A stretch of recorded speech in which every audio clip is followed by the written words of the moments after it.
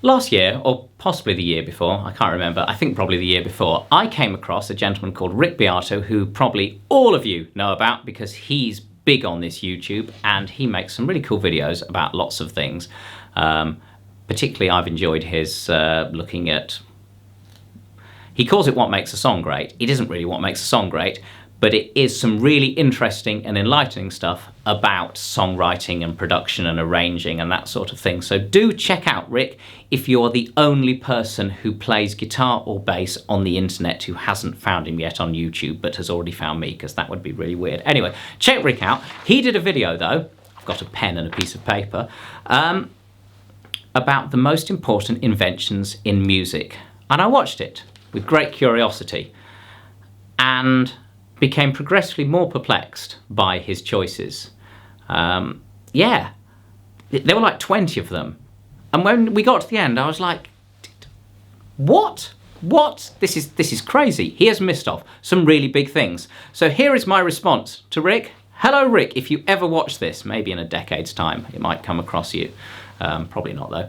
But here are 5, if I've counted correctly, or it might be 6, things that I think should have been on this list and weren't. I will say that they're not all inventions. Some of them are more like discoveries. So, first one from me is harmony. So I don't think that's an invention. I think that is a discovery, but music would have been a bit rubbish if we hadn't worked out how to play more than one note at a time. I believe it was in about the 1200s that we have records of people, maybe a little earlier, singing 2 notes at a time. I say 1200s. This is talking about Western world, European-centric history. I'm sorry, I don't know the harmonic background of the rest of the world. So yes, I'm being horribly Eurocentric there, but I apologise because, yeah, that's a bit of a shame. But next thing, so we don't need to go too much into harmony. I'm not going to explain what harmony is. If you know what it is, cool. If you don't know what it is, go learn, because it's really satisfying to understand how harmony works. I think Pythagoras was involved early on, realising the relationships between lengths of strings and resonating and how the notes could interact. Next one, equal temperament. Now, I think J.S. Bach was quite closely involved in this. He wrote the well-tempered clavier. But that was a piece where it modulates through various keys. Equal temperament is the concept of putting the same interval between every semitone in a scale. Well, every semitone in the chromatic scale, rather than them following the mathematical ratios, because a fifth has a mathematical ratio to the fundamental, to the root or the tonic, and so does the fourth, and obviously the octave does as well, and there are other ones, but if you put them where they're mathematically meant to be, then you end up with uneven steps between the semitones, and that sounds fine until you change key, and then it sounds awful. So equal temperament, really, really big deal. You can't miss that out, and I do think that was an invention because it's working out how to tune instruments so you're in equal temperament so we can play how we do. Next one. Now this one, I was going to say this one's really dear to my heart. Actually this one is, because I'm now doing them in a different order. The drum kit. I mean, come on.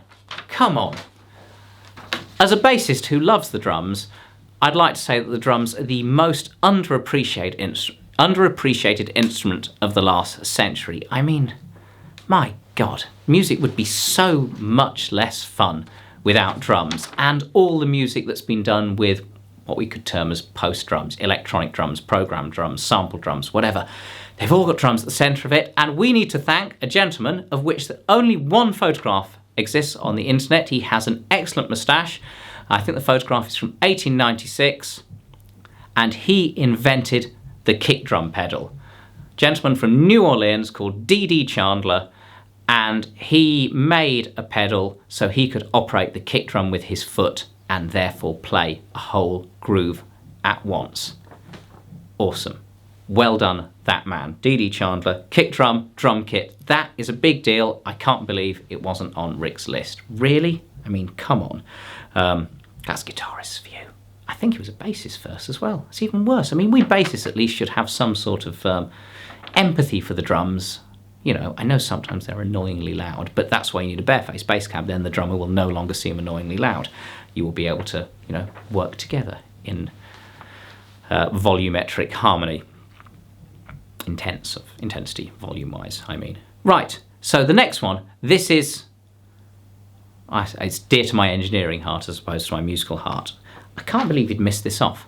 The speaker and the microphone. Now, I'm putting them together because the speaker and the microphone, particularly the dynamic microphone and the fixed permanent magnet moving core loudspeaker, which is what 99.99999% of speakers are, and the dynamic microphone is your standard, you know, your SM57, SM58, your standard generic working microphone. We also have the condenser microphone, which should really be called the capacitor microphone nowadays, and there's other things, you know, electric mics, and there's pressure zone mics.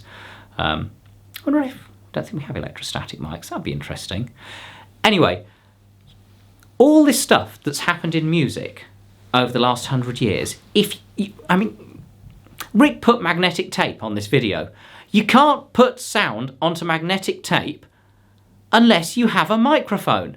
And you can't listen to sound from magnetic tape unless you have a loudspeaker. So you have to have speakers and microphones to turn sound into electricity that you can then do things with, and to turn electricity back into sound. Yeah? You can't have an electric guitar without a speaker. You can't have a bass guitar without a speaker. You know, you can't use a sampler without a speaker. You can't record voices without a microphone. I mean, well, you can record voices onto wax cylinder with basically the sort of reverse gramophone things they did, but you can't really go beyond the gramophone and very basic recording stuff without speakers and microphones. The speaker and the microphone is absolutely fundamental, not only to the physical practicalities of creating music, but to the distribution of music, the sharing of music, the technological progress of music, because so much of what's changed in music over the last century is because of technological steps. There's a reason music from the late 70s through the 80s sounds so different to music before, because of technological inventions. So engineers like me went and invented something, and then musicians like me, but ones that people have heard of, went and did things with them to make different sounding music. So speaker and microphone have probably had more influence on music and culture as related to music over the last century than any other invention. That might sound crazy, but your electric guitar, rock and roll, disco, dance music, house music, you know, all the stuff that came, because that, you've got to remember that there is a lineage. This is why I will strongly argue that James Brown is probably the most critical musician to music of the last 50 years or something, because without James Brown and that shift from soul to funk, you would then not have disco, and basically disco sired all the electronic music pretty much that has come since. I mean, some of it seems to have gone off at such tangents, but yeah, there's a really quite clear lineage between that and hip hop, and so much cool music. Thank you, James Brown. Not a very nice man, but a great and very influential musician. And there, I've gone off on a tangent because I'm meant to be talking about inventions, not people. My other one, now this is really predictable from me because I play bass, it's what I do, but I would also argue the other really critical invention is the bass guitar. Not the electric guitar, but the bass guitar. Because you see, the guitar was already around, but the bass guitar didn't exist at all. I can't recall, I'm pretty certain that Leo Fender's original Precision wasn't the first bass guitar, but it was the first successful bass guitar. And it changed everything. We know, you may know or you may not know, it's called precision bass because it has frets, so you're precisely in tune, unlike a double bass. It meant that guitarists could play a bass instrument, which meant everything could multiply more, because you'd have... We know there are lots more guitarists out there than bassists, but go back further, and I'm sure there are even fewer bassists, because double basses are really difficult instruments to play. They're really big, expensive instruments. They're really impractical instruments, and they're not very loud. If you play them with a bow, they're reasonably loud. If you pluck them, which is what you need in rock and roll and everything that's come since, they're really not very loud at all, unless you start slapping them, and then you are tied in stylistically with the sort of rockabilly slap thing. Rock and roll happened, you know, Bill Haley and the Comets and all that stuff. Double basses, yeah? What's his name? Is it Bill Black? Anyway, Elvis's bassist, but, you know, early bassist. Double basses, but then the bass guitar came in and rock music happened. You would not be able to have electric guitars rocking out like they did. You would not be able to have drummers smashing away on the kit. You know, no double bassist is going to keep up with John Bonham. You know, it's the bass guitar and being able to play this more manageable instrument that could play much louder, that guitarists could also play, that was in tune, that sounds different because it's not fretless. It's a fretted instrument. You know, and you could play it with a pick. You know, it's the bass guitar changed the direction of music so much more than people give it credit for, because it is the boring bloke at the back, or a girl more now, which is quite nice to see. We're definitely getting more female musicians in rock and roll at long last. When I say rock and roll, I mean everything in popular music post-1950. That's my summary word for it. But yeah, so I think that's my list. Yeah. Discovery of harmony and what we could do with it. I feel like it was like seconds and fifths were the first thing they discovered that worked, but then triadic harmony, 3 notes at a time, did take a long time to happen, and obviously don't have recordings of that, but they have notation. We should also probably put in musical notation, but maybe Rick already did that. I didn't have time to rewatch the video, and I last watched it when he did it about a year ago, so I've just dived into this, or dove, as the Americans would say, which is a dove, mispronounced. Equal temperament. We know that. I mean, I'm trying to imagine what a guitar would be like tuned to non-equal temperament. I mean, the frets would be all over the place. It would be completely mental. You'd have to move the frets every time you changed key. I mean, yeah.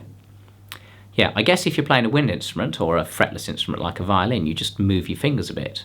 And that must be what they did back in the day. They sort of you'd adjust the tuning, just like as a singer. We adjust the tuning when we sing, you know, using our ear and our, you know, larynx.